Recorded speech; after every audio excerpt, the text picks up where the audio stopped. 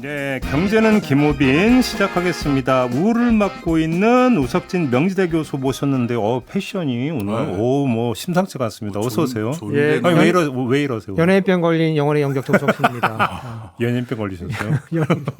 그건 약이 없다고 하던데. 예. 아까 밖에서 그 존 레돈이냐 전영록 오빠냐라고 논쟁이 있었는데. 예, 아이가 눈에 약간 뾰루지가 나가지고 예. 얼굴이 부어서 좀 가리느라고. 네. 그리고 홍기빈 글로벌 정치경제연구소장 모셨습니다. 어서 오세요. 예, 먹고 놀자 홍기빈입니다. 지난주에는 이제 빠지셔가지고 네. 외롭게 지금 우석진 교수님이 어제 혼자 예. 방어를 하시느라고 고생을 많이 하셨잖아요. 예, 특히 이제 썸네일이 험하게 달려가지고 그 썸네일 어떻게 돌렸었어요? 그때? 뭐 대통령은 원균 이렇게 달려가지고 아 맞아. 예, 아주 고생했습니다. 아 전화 많이 받으셨어요? 너무 센 거 아니냐. 그래서 내가 그 얘기를 한 건 아닌데 예. 좀 세다 싶긴 했어요. 제가 뭐 원균 얘기했지 7천명이 예, 원균 얘기, 그러니까 원균을 따라 나서는 조선 수군의 심정 같은 거다. 그 저희 심정을 이제 표현을 한 건데. 저희 PD가 좀 그래요. 예, 아주 뭐 세가지고. 저도 뭐 센데 하긴 그렇긴 했어요. 네. 넘어가겠어요. 뭐 지난주 얘기인데 뭐. 예. 자, 오늘은 세제 개편안 얘기를 좀 해야 될 것 같습니다. 뭐 세제 개편안 발표가 됐고 어제는 또 뭐 종부세 등에서 2주택 저주택 빼주겠다는 뭐 추가 발표도 있긴 했었는데 일단 총평부터 좀 부탁드릴게요. 어떻게 평가하십니까? 세제 개편안 전반에 대해 평가를 해주신다면. 뭐 저는 전반적으로 이제 기재부 관료들이 좀 실력이 있다고 좀 쭉 봐온 그런 측이에요. 근데 요즘 이번에 나온 세제 개편안을 보니까 이건 뭐 통일부를 비하하는 건 아닌데 통일부하고 기재부 세제실하고 같은 클래스다. 또 이게 또 위험한 발언을 하시는데. 이거는 뭐 같이 중립적인 얘기죠. 어떤 점에서? 아니, 그러니까 그 사실은 변한 게 없는데 말은 180도 뒤집는다. 그런 뜻으로. 해석에 기반해 가지고. 그러니까 엄연 북송권 가지고. 우리 뭐 하여간 작년까지만 해도 똑같은 사실 가지고 우리 세제는 공정하고 공평한 세제고 사회의 어떤 재분배를 위한 그런 역할을 더 강화해야 되고 했다가 그냥 이제 정권이 바뀌니까 갑자기 나쁜 세제고 비효율적인 세제고 우리의 그 성장을 저해하는 세제고 그렇게 바꾼 걸 보니까 통일부가 생각이 났다. 이런 그런 점에서. 예, 그렇고 이제 감세의 기조예요. 감세의 기조인데 이게 미국의 이제 70년대 80년대 보면은 미국 공화당을 지배했던 어떤 그 레퍼라고 하는 경제학자가 있어요. 그래서 레퍼 곡선이라는 게 있고 그게 소위 말하는 이제 공급축 경제학을 뭐 주도했던 그런 이제 이론을 나타내는 이제 레퍼 곡선인데 그게 뭐냐면은 이제 세율이 그때 당시에 되게 높고 아주 복잡했어요. 그러니까 레퍼가 했던 얘기는 우리가 세율을 내리게 되면은 세수가 오히려 늘거나 줄어들지는 않는다. 세율을 내려도? 세율을 내려도. 왜냐하면 경제활동이 활발해지니까. 그래서 우리 감세를 하자. 이런 거예요. 이런 거예요. 그래서 세율을 내려도 세수가 그렇게 큰 영향이 없고 오히려 늘어날 수가 있기 때문에 이거 하자는 거거든요. 근데 이번에 나온 것을 보면은 뭐 당당하게 세수가 줄어든다고 발표를 하고 있어요. 그래서 뭐 이런 황당한 경우가 있나. 그래서 원래 세제실의 목적은 세수 확보하는 게 제 1번 목표예요. 그렇죠. 1번 목표예요. 그런데 세제실에서 우리는 세수가 줄어드는 아주 당당한 요번에 세제 개편이다. 이렇게 얘기하는 거 보니까 상당히 통일부가 생각이 났다. 알겠습니다. 자, 오늘 제목 나왔네. 기재부는 통일부다. 이렇게 지금 썸네일 제목 나왔어요. 우리 홍기빈 소장님 어떻게 평가하세요? 총평을 주신다면. 예, 아까 그 레포 곡선 말씀하셨는데 레포 곡선이 나중에 이제 경제학에서 밝혀진 게 아무런 근거가 없어요. 레포 그 본인이 그러니까는 종이 한 장에다 찍 그려놓은 이 대구 팔공산이랑 비슷하게 그린 이렇게 동그란 곡선 하나거든요. 데이터도 없고 논리적인 기반도 없어요. 그래갖고 나중에 이제 굉장히 많은 비판을 받게 되는데요. 요즘으로 하면 그냥 뇌피셜로 그린 거예요, 그러니까? 그렇죠. 그 당시에는 완전히 뇌피셜이었던 거예요. 레포 본인. 그러니까 이게 이제 그 공화당 의원하고 그 이제 레퍼 경제학자하고 그 아침에 모여가지고 레퍼가 이제 소위 말하는 그 왜 다이닝 그 식당에서 아침 식당에서 냅킨에다가 네. 그림을 그려준 거예요. 이게 냅킨에다가 냅킨에다가. 펜으로 그냥 찍 하나 이렇게. 야 심했다 너무했다. 그러니까 이제 이게 가로축에는 세율이 있고 음. 세로축에는 세수가 있는 거예요. 이게 조금 복잡하지만 근데 세율이 0이면은 세수가 0일 거 아니겠습니까? 당연히 영. 예, 뭐 세율이 없으니까. 근데 세율이 100%만 돼도 또 세수가 없어요. 그렇죠. 왜냐면 세율을 100% 과세를 하면은 아무도 안 뭐 낼 테니까. 아무도 일을 안 할 거 아니겠습니까? 다 뺏기는데 어떻게? 예, 그러니까 세수가 네, 0이에요. 그렇지. 그러면 그 세율이 0일 때도 0이고 100일 때도 0인데 한붓 그리기를 해서 한번 그려봐라 그러면은 U자 거꾸로 아까 803 얘기하셨지만 U자 거꾸로 나온 그 그림이 나올 수밖에 없거든요. 뭐 그 그림 가지고 이제 설명을 했던 거죠. 좀 예. 허무한데. 그래서 하여튼 그 되게 옛날 그 얘기인데 그걸 떠나서 저는 좀 장기적인 얘기 좀 해볼게요. 세제 개편이라고 하는 거는 단순한 뭐 올해 한시적인 정책이 아니라 세 재개편이니까 구조적인 변화거든요. 그렇죠. 그럼 장기적으로 그 지금 완전히 감세 기조가 되는데 감세 기조냐 증세 기조냐라고 하는 거는 이렇게 판단이 돼요. 우리가 그 앞으로 다가올 5년 10년의 중장기적인 우리나라의 과제로 봤을 때 민간의 역동성을 살리는 게 유리할 것이냐 아니면은 민간의 역동성으로 감당하기 힘든 종류의 도전이냐를 봤을 그걸 가지고 전자라고 한다면 감세가 맞고요. 후자라고 한다면 증세 기조로 가야 되죠. 국가다 공공이 많은 역할을 해야 되니까. 재정 역할이 커지니까. 그렇죠. 근데 우리가 지금 5년, 10년 부닥쳐 있는 그 도전들이 어떤 거냐면 민간의 역량으로 할 수 있는 것들이 아니거나 거의 불가능한 것들이에요. 예를 들어서 불평등을 해결한다. 이건 민간의 역량으로 해결 안 되고요. 그다음에 여기 뭐가 아주 복잡한 문제가 있는데 인구 구조 변화 문제가 있어요. 고령화 문제. 예. 그래서 이 문제들을 민간의 역량으로 할 수 없기 때문에 지금 연금, 노령연금 지출 같은 건 계속 늘어나기 때문에 네. 공공의 역할이 계속 커질 수밖에 없습니다. 네. 두 번째 도전은 생태 전환, 에너지 전환인데 이건 민간의 역량만으로 되는 일이 절대로 아니거든요. 그다음에 세 번째 도전이 또 있어요. 이 지정학적인 구조 변화이기 때문에 어떤 경우에는 군비를 지출을 해야 될 수도 있는 거고 상당히 많은 비용이 들어갑니다. 이거 민간이 풀 수 있는 게 아니에요. 지정학적인 구조 변동은. 그렇게 본다면은 지금 우리가 세제 개편을 하면은 지금 이 증세 기조로 가가지고서 민간의 역량보다 공공의 역할이 지금 강화가 돼야 되는 건데 단랑 그 레퍼 곡선 아까 얘기했던 그 803 그거 하나 믿고 80년대 90년대 경제학 교과서에 나오는 감세가 답이다. 이건 굉장히 옛날 얘기인데 이 얘기를 무슨 금과옥조처럼 받아들여가지고 1, 2년의 정책도 아니고 세제를 갖다가 장기적으로 감세 기조로 가겠다. 네. 그럼 제가 아까 말씀드린 이 세 가지의 대한민국에 닥쳐오는 그 도전들을 어떻게 할 것이냐. 이게 중장기적으로 저는 큰 문제가 될 거다. 저는 그런 생각이 들어요. 그럼 그 우석준 교수님께서 지난주에 그러니까 그 윤석열 대통령의 변양균 경제고문이 올드보이 정도가 아니라 너무 올드보이라고 했잖아요. 그러면 추경호 장관도 올드보이라고 그러니까 좀 옛날 사고에 갇혀있다 이렇게 봐야 되는 겁니까? 그러니까 뭐 그 추경호 장관 같은 경우에는 뭐 여러 가지 관직하면서 뭐 그리고 정치인도 했잖아요. 그 재산위원이니까 뭐 여러 가지 그 어떤 그 지지를 갖고 있을 거로 보여져요. 다만 정치인이기 때문에 어떤 신념 같은 게 또 있는 것 같아요. 예, 신념 같은 게 있고 그게 이제 뭐 대통령으로부터 나왔던 신념을 받아서 추경호 부총리의 신념이 기재부로 전달이 됐든 아니면 뭐 그냥 대통령과 상관없이 이제 추경호 부총리가 갖고 있는 신념이든 상당히 근거가 없는 신념이다. 이런 데서 심각성이 있는 거예요. 근데 저는 이제 학자니까 특히 이제 저는 데이터 만지는 학자니까 증거에 기반해야 된다. 저희 표현 요즘 표현으로 에비던스 베이스여야 된다. 아니면 뭐 근거에 기반해야 된다. 이제 이렇게 보거든요. 그래서 예컨대 세실에서 법인세를 내리겠다. 뭐 할 수 있어요. 할 수 있고 저도 이제 그런 거를 예전에도 그 주장을 많이 해왔고 왔거든요.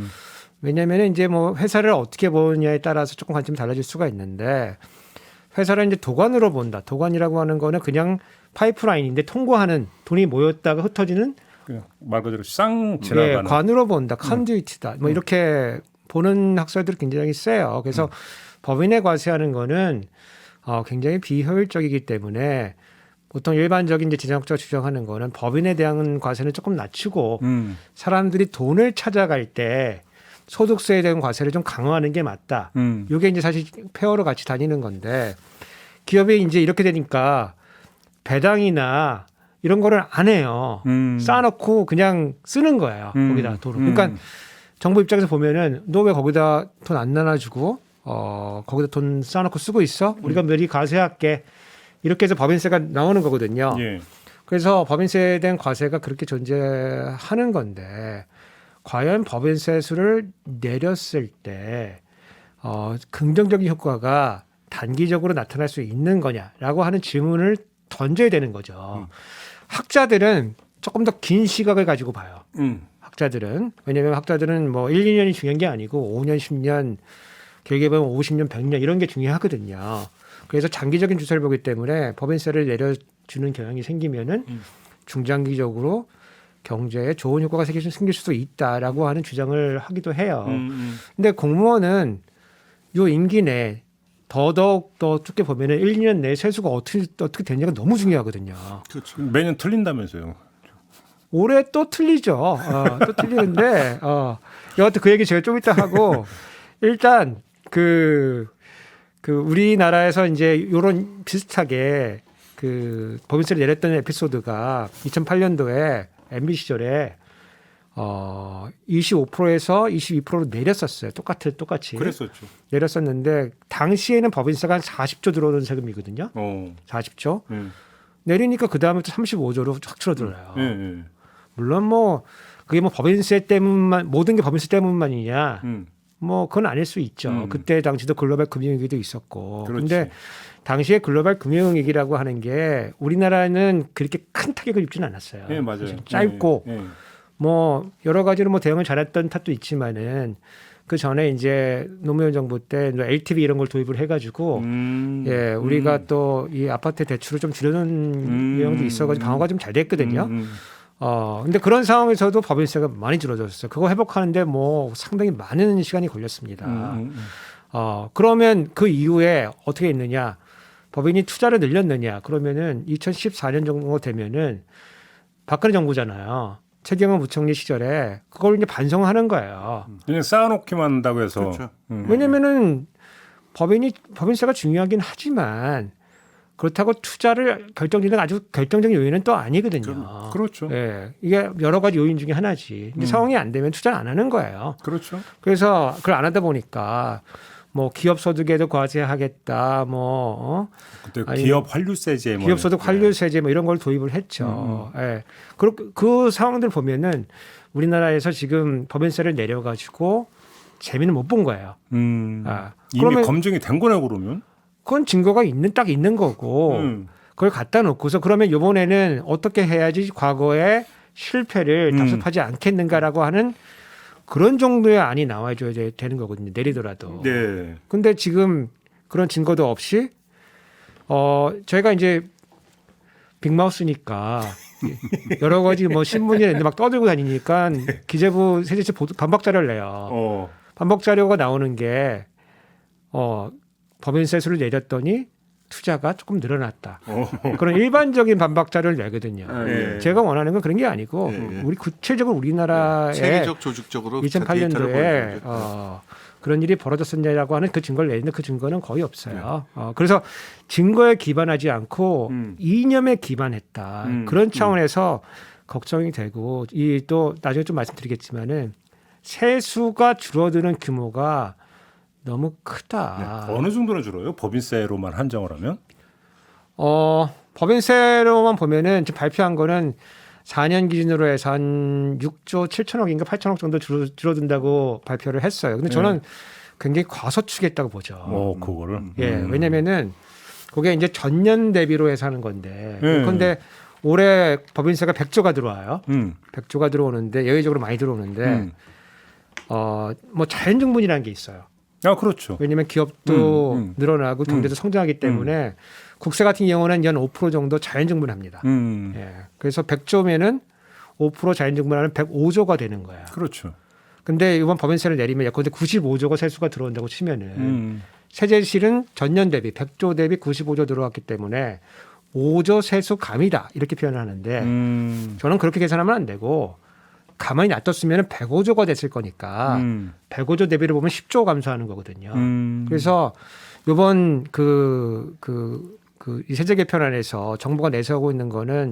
13조 세수감을 4년 동안에 내세우고 있는데 저는 제가 계산해 보니까 많으면 250조까지 갈 것 같아요. 이 자연증분을 계산을 하면은. 그래서 이건 방법론의 차이 때문이 생긴다 이렇게 총치고 넘어갈 게 아니고 네. 세수가 자연증분하는 그거를 고려하지 않고 이렇게 세제 개편을 짜게 되면은 당장 내년도에 쓸 돈이 없다. 예. 조금 전에 홍규민 소장께서는 그 두 갈래 길이 있다고 했는데 윤석열 정부는 이미 방향 잡은 거잖아요. 민간 주도 성장으로 가겠다라고 이미 방향 잡은 거고 법인세 이제 깎아준다라는 건데 지금 말씀에 들으면 법인세 깎아준다고 투자 드는 거 아니고 세수만 감소한다 이런 거잖아요. 예. 제가 법인세 얘기 조금 드릴게요. 아까 지금 그 정부 그 세수 차원에서 말씀하셨으니까 이제 이번엔 투자자 입장에서 한번 요걸 음미를 해볼게요. 제가 무슨 투자가 할 돈이 있겠습니까? 근데 제가 아는 분 중에 저 외국에서 투자은행가 오래 하신 분이 있어요. 그분이 얼마 전에 한탄을 하면서 했던 얘기를 전할게요.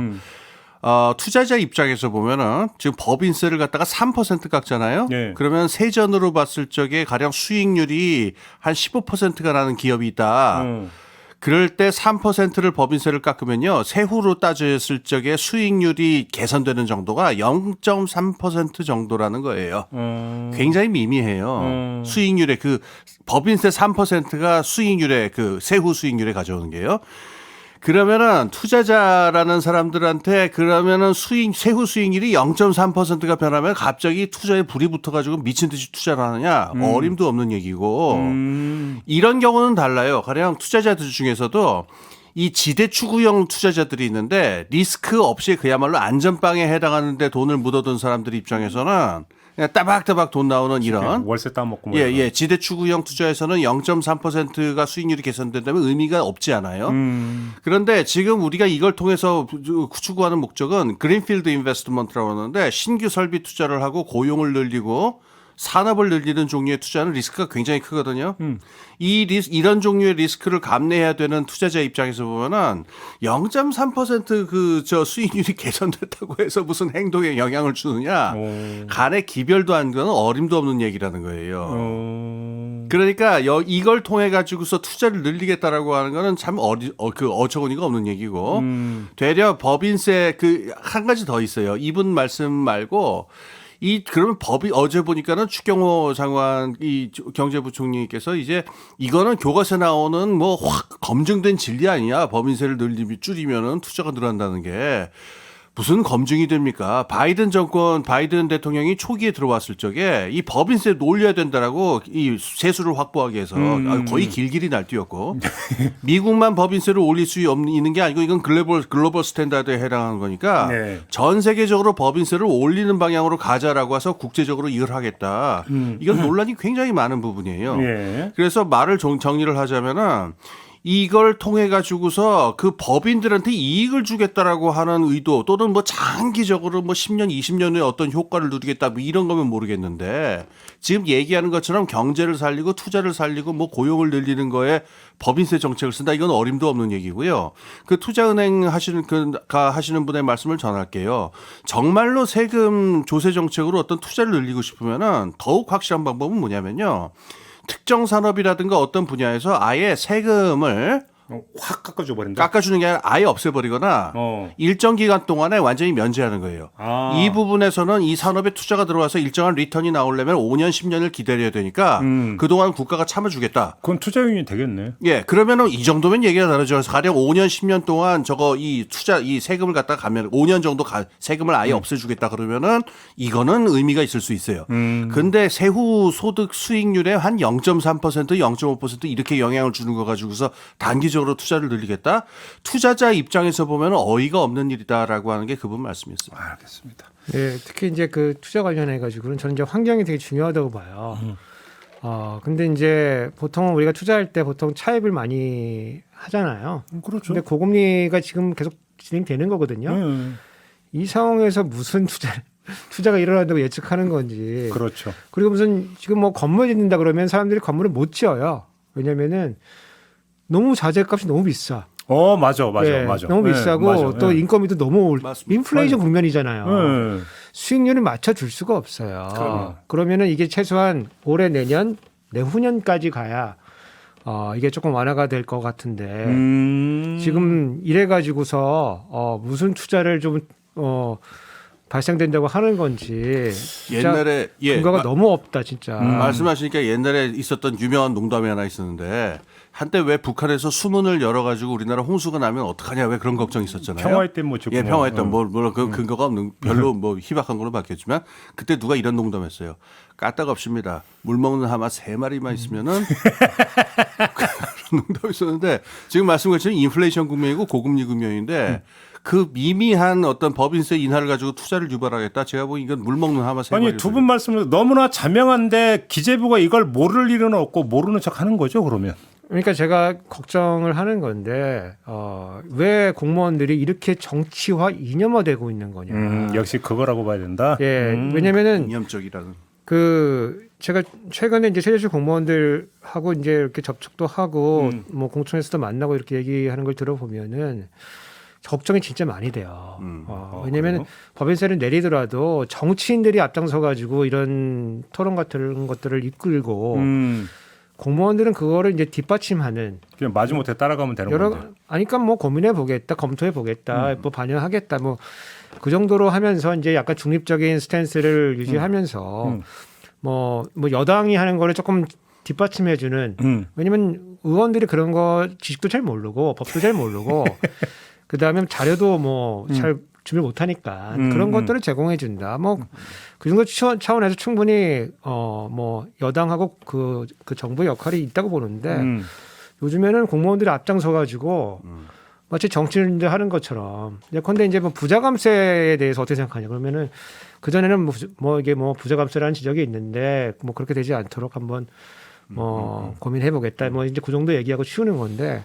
요즘에는 어떻게 나오냐면은 부자감세라고 말하는 거 동의하지 않는다. 뭐 이런 식으로 나오거든요. 오. 정치인이에요, 완전히.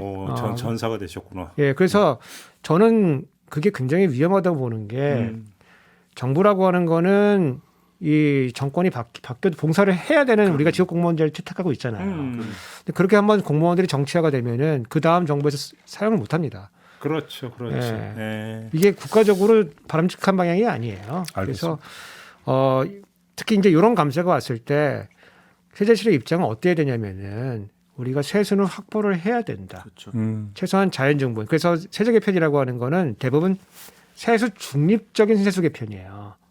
세수는 유지하는데 지금 세제가 민간에 너무 위축하는 형태니까 세수를 유지하면서도 조금 민간에 친화적인 방식으로 바꾸자. 그게 아니면은 특정 목표가 있을 수가 있어요. 우리 정부는 고용을 촉진해야 된다. 그럼 세수 유지하는 차원에서 기존에 있던 걸 정리를 하고 고용을 유지할 수 있는 방법으로 하자. 아니면 투자를 유치하는 방법으로 하자. 아니면은 지역 균형 발전을 유치하는 방향으로 하자. 이거는 세제를 이용해서 다른 목표를 달성하는 거거든요. 하지만 그 와중에서도 유지가 되어야 되는 거는 보통은 세수 중립을 해요. 지금 세수를 지금 감소시키겠다는 거고 당장 뭐 올해부터 지금 세수가 좀 잘 안 들어오고 있거든요. 예. 내년에는 뭐 아마 그 추경부총리가 400조 그냥 너끈하게 들어올 거라 생각하는데 저는 뭐 그렇게 거기에 동의하지는 않아요. 근데 장담하시던데요. 400조는 될 거다. 그러니까 원래 우리가 한 340조 정도 들어오는 국세인데 올해 많이 들어왔어요. 53조 초과세수. 그래서 400조가 지금 들어온다는 건데 그럼 내년에는 우리가 정상 상태로 좀 돌아가지 않습니까?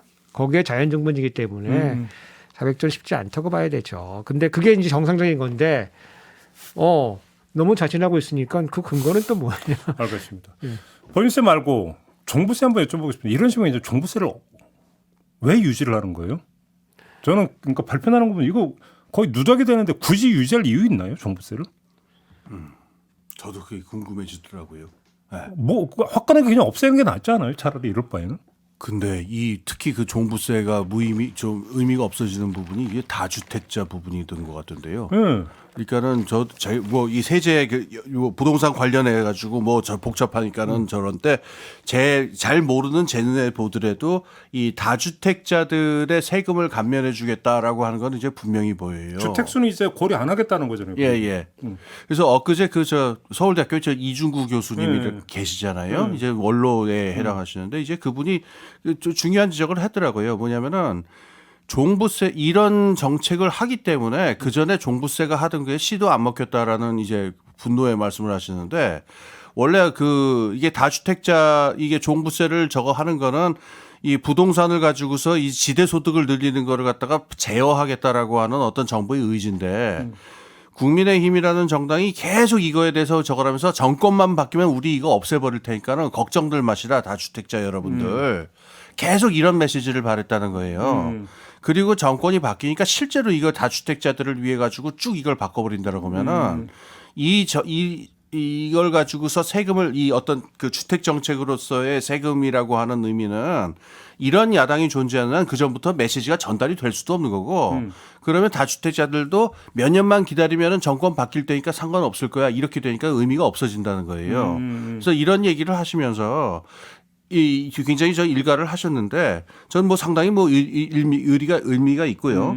그다음에 자주택자들에게 이런 혜택을 줘야 되는 이유는 뭐냐에 대해서 저는 좀 생각을 해봤는데 이런 거로 볼 수밖에 없어요. 그러니까는 지금 부동산이 어쨌든 간에 여러 가지로 지금 값이 좀 떨어지는 국면이나 침체되는 국면인데 여기서 이걸 다시 살리려고 하는 것이냐. 왜냐하면 다주택자들이 저게 돼 있으면 이분들이 돈이 많은 분들이니까 다시 수요가 살아날 수가 있어서 이런 거냐라고 하는 건데 만약에 그렇다고 한다면은 아까는 제가 이 수익률 그거 0.3% 별 의미가 없었다고 그랬습니다만은 부동산 특히 이 다주택자들한테는 세금 요게 굉장히 민감한 문제잖아요. 네, 그렇죠. 이러면은 이 다주택자들을 활성화시키겠다라는 얘기는 부동산 시장은 두 개의 성격이 있어요. 하나는 생필품을 조달하는 재화 시장의 의미가 있고 두 번째는 자산 시장의 의미가 있거든요. 이걸 통해서 대박을 노리겠다.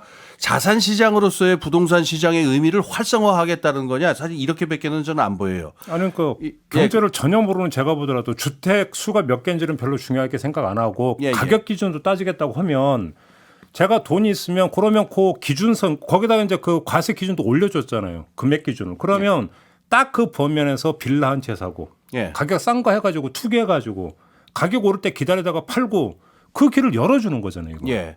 그러면은 아까 지금 말씀드린 대로 그 부동산을 자산으로서의 부동산의 거래를 활성화하겠다는 게 이 목표가 되면은 말씀하신 대로 종합부동산세라고 하는 거에 원래 취지하고 맞는 거냐? 차라리 그러면은 이거를 갖다가 아예 없애거나 다른 법으로 바꾸는 게 맞는 게 아니냐? 저도 그런 의문이 생겼어요.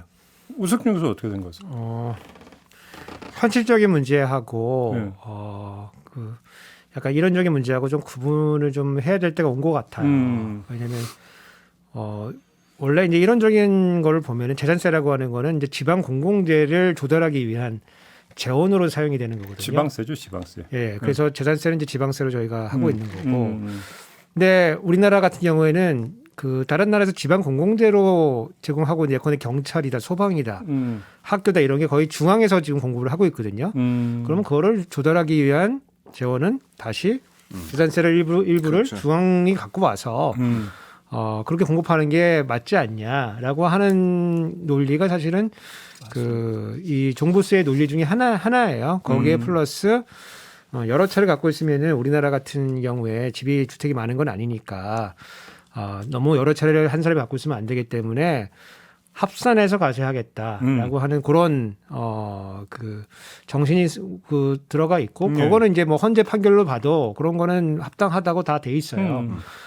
근데 요번에 바뀐 것이 이제 큰 게 뭐냐면은 20억짜리 한 개 갖고 있는 사람과 1억짜리 20개 갖고 있는 사람이 같은 사람이다. 제 말이 그럴까? 이제 이렇게 지금 보겠다는 거거든요. 요거는 논의를 좀 해봐야 될 것 같아요.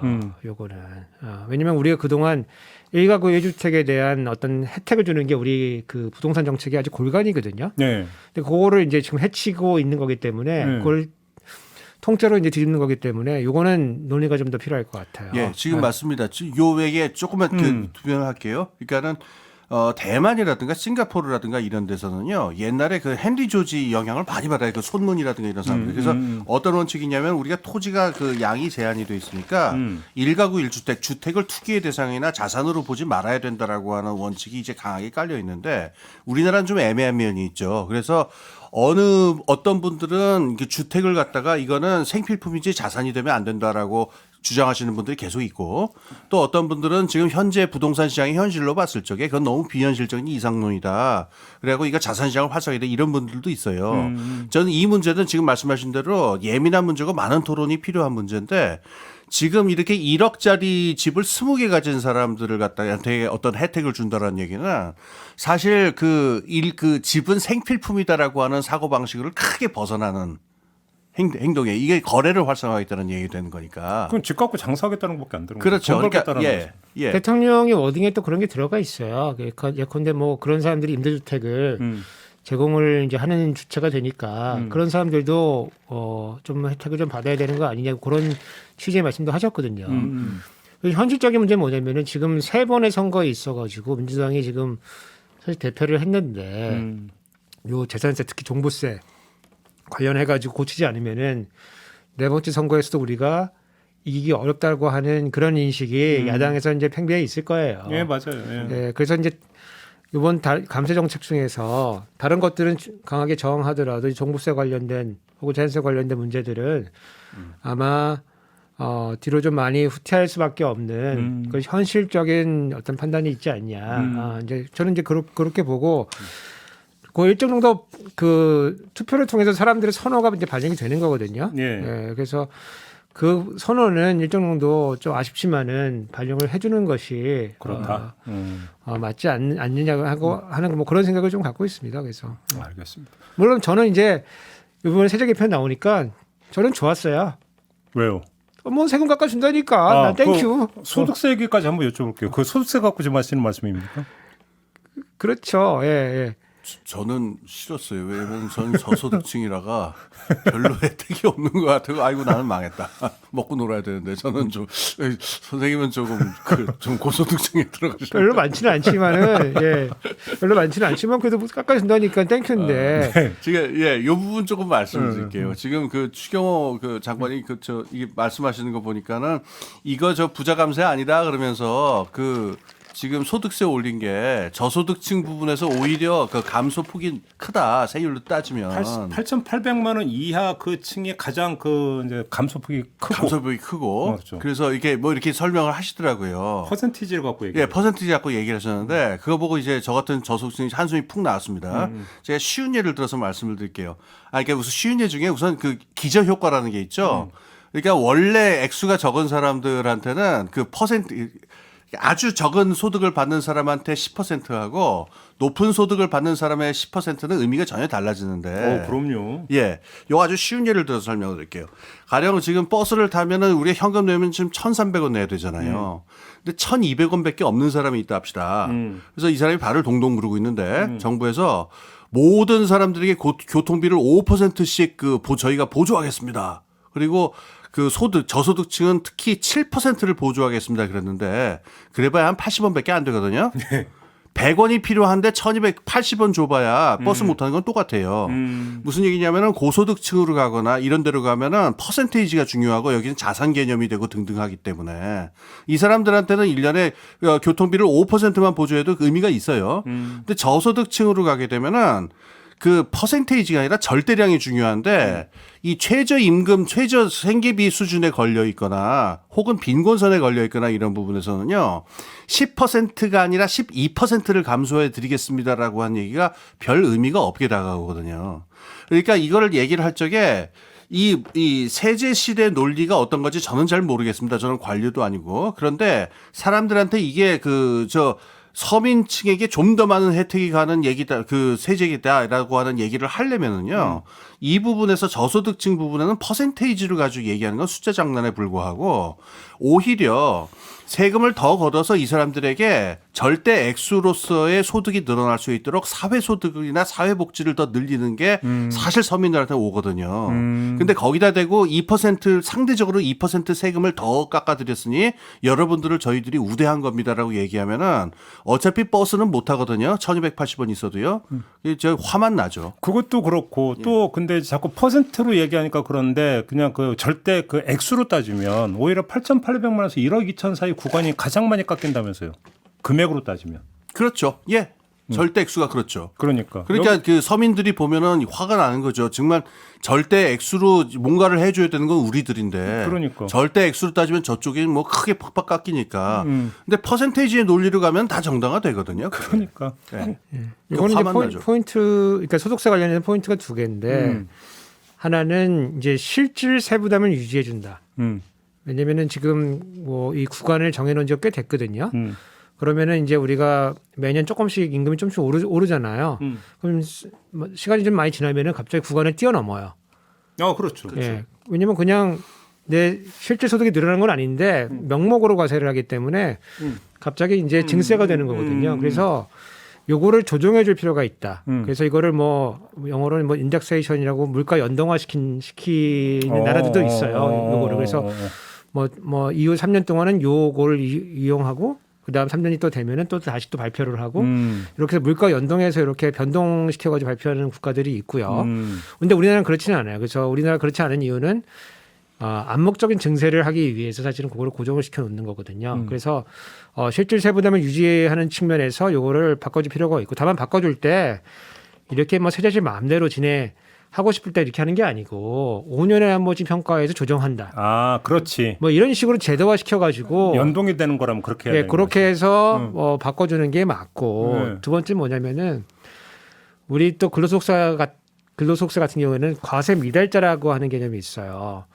왜냐면 이제 소득에서 비용이나 이제 소득공제나 이런 걸 빼다 보면은 세액공제나 이거 빼다 보면은 세금이 없는 사람들이 있어요. 이게 보통 선진국에서는 10에서 20% 사이 정도가 보통은 과세 미달자가 되는데 우리나라는 한참 20% 후반까지 내려왔다가 2013년도에 바꾸면서 47까지 올라갔다가 지금은 한 35에서 7 그 사이가 왔다 갔다 해요. 그 정도의 비율이? 그 사람들이 근로소득세가 없어요. 없는 건데 요거 조정을 해주면은 그 사람들은 혜택 못 봐요. 왜냐면 그 사람 어차피 세금이 없기 때문에. 의미가 없는 거죠. 예, 그래서 요거는 이 우리 세제 구조상 중산층 37% 이상을 타겟한 거다. 그런 의미에서 이게 뭐 실질 세부담을 조정해 준다는 의미는 있지만 지금 떨어진 지지율을 이끌기 위해 올라가기 위해서 하는 파퓰리즘 성격이 많은 이런 세제 개편이다. 정치에 또 상대적으로 관심이 많은 게 아무래도 중산층이라고 봐야 되니까 이렇게도 연결이 될 수 있겠네요. 그러니까 아까 뭐 우리 홍 소장님께서 좋은 말씀 해주셨지만은 우리가 이제 이 복지 국가로 가기 위해서는 탄탄한 이제 우리 과세 기반이 필요하거든요. 그렇죠. 그러면은 첫 번째로 우리가 그럼 해야 될 과세 기반을 확대하는 거는 뭐냐 그러면 이게 좀 발음이 좀 그런데 국민 개세주의라고 있어요. 모두 다 세금을 낸다. 개세주의. 모두 개자. 개. 아이. 예. 세금을 때는 어이. 그죠? 그러니까 개세주의인데 모든 사람이 내야 된다. 국민 개병자가 이제 같은 건데. 그래서 과세 기반이 좀 넓어야 돼요. 그리고 서민들도 조금 세금을 좀 내면서 이렇게 맞습니다. 넓게 하고, 이게 저는 어떻게 표현하냐면은 활주로가 길면은 비행기가 높게 날 수가 있어요. 그렇죠. 그렇지. 저에서부터. 근데 우리나라 지금 세제는 활주로가 짧아요. 그래서 지금 이런 혜택을 아까 무슨 과세 표준 8,800부터 1억 2천이 제일 많이 본다는 게 활주로가 짧기 때문에 여기서 이제 또 활주로를 조금 줄여주는 역할이 좀 있거든요. 그렇게 되면은 원래 이제 그 엔진 좋은 것들만 이제 혜택을 좀 더 많이 보게 되거든요. 그래서 근본적으로 개혁을 하려고 하면은 그런 것부터 어드레스를 하면서 낮은 사람들은 어떻게 복지 혜택으로 우리가 다시 돌려줄 것인가 이런 것들을 고민하면서 이렇게 맞춰줘야지. 이거만 뭐 무슨 시해 주는 것처럼 찔끔찔끔 이렇게 해가지고는 이게 무슨 세제 개편이냐. 뭐 말씀하시니까 그 국민 가이세주의, 개세주의. 더 이상해졌다.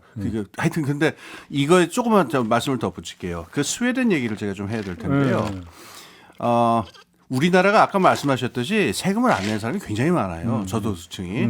이게 절대로 저는 좋은 거라고 보지 않는 게 다 같이 세금을 내고 복지를 더 받는 게 재분배의 효과는 훨씬 크거든요. 근데 우리나라에서 이렇게 세금을 안 내는 사람들이 많고 이런 거는 저는 박정희 시대 저 세제 정책의 그 유산이라고 좀 보는데. 그런 거요? 그러니까 되도록이면 작은 재정 규모를 작게 하고 세금을 덜 걷는다라고 하는 옛날식 국가니까는 멀리 가면은 일제 시대 때까지 거슬러 올라가는데 이게 스웨덴 같은 국가는 전혀 원리가 반대예요. 그리고 우리나라의 경우는 그래서 무슨 농담도 있었냐면은 근로소득자의 3분의 1하고 자영업자의 절반은 세금을 안 낸다라고 하는 주먹구구 계산도 있을 정도였어요. 근데 스웨덴의 경우는 가령 500만 원 월급 받는 그 노동자가 있잖아요. 300만 원 정도 월급을 내요. 세금을 내요. 300을 낸다고? 예. 500 중에? 예. 엄청 냅니다. 네. 이 스웨덴에서 굉장히 중요한 거는 복지국가를 할 적에 네. 노동자들 스스로가 세금을 내지 않으면 복지국가가 정당화되지 않는다. 그렇죠. 그거. 그래서 노동자들도 임금소득자들도 무조건 세금을 많이 내야 된다라고 하면서 이 조세 부담률이라고 하죠. 이게 어마어마하게 늘어났어요. 그 대신에 이게 정치적으로 정당하기 위해서 노동자들한테 세금을 걷는 거를 정당하기 위해서 누진율을 엄청나게 해가지고 상대적으로 고소득자들한테 훨씬 더 많은 세금을 걸었죠. 이게 아까 제가 말씀드린 대로 우리가 지금 감세 기조로 갈 게 아니라 저는 증세 기조로 가야 된다고 보는데 이게 국민들한테 설득이 되려면은 노동자들이나 자영업자들도 더 세금을 내는 게 맞아요. 그리고 이게 사람들이 납득이 될 수 있게 하기 위해서 고소득자에게 더 많이 세금을 누진을 더 크게 하게 이 방향으로 가야 된다는 게 최소한 제가 기억하기로 2010년대 중반까지의 많은 사람들의 합의였었어요. 근데 지금 이건 완전히 거꾸로 가는 거라고 말해야죠. 지금 홍 부장님 말씀해 주신 데서 아주 그 재밌는 이제 어떤 문화적 현상이 나오게 되는데 그 스웨덴 같은 경우에는 우리가 옆집에 사는 사람이 소득이 얼마고 세금을 얼마 내는지를 확인할 수가 있어요. 예. 다 공개돼 있어요.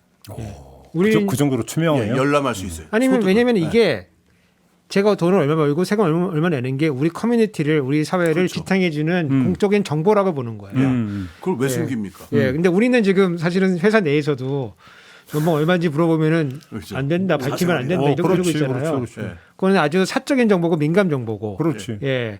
그러니까 이제 스웨덴 같은 경우는 이제 과세 기반을 토대로 해서 사회를 유지하기 때문에 그게 아주 그 공공 정보가 돼 있는 반면에 우리나라 같은 경우에는 아직도 상당히 민감 정보로 해서 아무도 모르게 요 사고의 관리하고 발상에 있다. 전환하려면 요것만 생각하시면 돼요. 아르칸네데지만 전화번호부라는 거 기억나세요?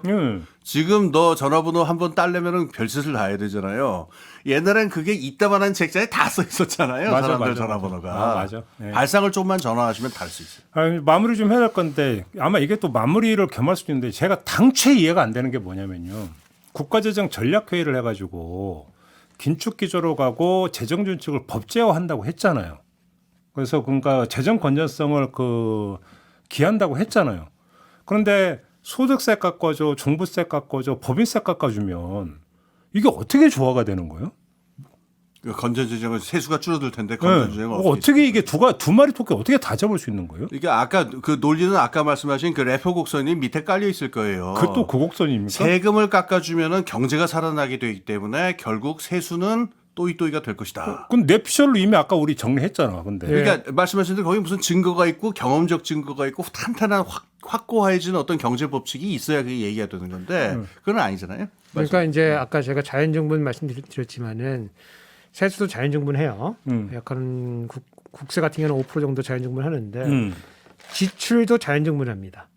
지출도. 야, 그렇지. 네, 사람들 그렇지. 나이에 들어가기도 하고 특히 우리나라 같은 경우는 고령화가 속도가 엄청 빠르기 때문에 복지 재정은 자연스럽게 늘죠. 예, 상당히 빠른 속도로 늘어나요. 빠른 속도로. 그리고 대부분은 그거는 의무 지출이기 때문에 돈이 없으면 빌려서라도 줘야 돼요. 그렇죠. 그러니까 이제 우리가 세수를 이 자연증분보다도 못하게 돈을 받아 들이면은 예. 지출은 굉장히 빠른 속도로 자연증분을 하기 때문에 예. 맞출 수가 없어요. 맞출 수가 없어요. 그러면 이제 돈을 빌려야 된다는 얘기거든요. 네. 좀 돈을 안 빌린다고 하고 있잖아요. 그렇죠. 도자로. 그럼 더하기 빼기가 지금 안 맞잖아요. 네. 그러면 재량 지출을 줄여야 돼요.